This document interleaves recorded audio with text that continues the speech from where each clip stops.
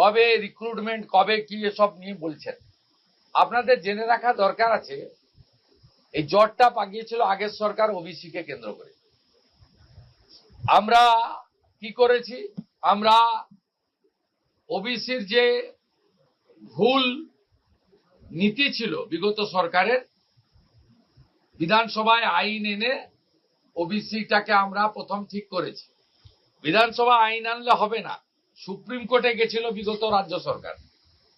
আজকে সুপ্রিম কোর্টের সামার খুলেছে 8ই জুলাই, আজকে মেনশন করা হয়েছে আগামী কয়েকদিনের মধ্যে সুপ্রিম কোর্ট থেকে রাজ্য সরকার ওবিসি মামলার ক্ষেত্রে বেরিয়ে আসবে, এক্সিট করবে।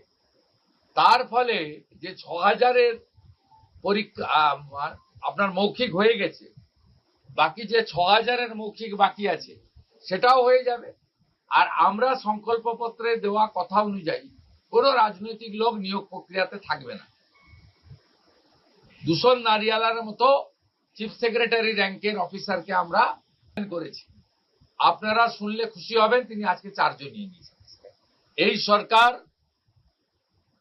স্বচ্ছতার সঙ্গে, মেধার সঙ্গে, SC ST OBC WS PH roster মেনে, রিজার্ভেশন রোস্টার মেনে কাজ করবে।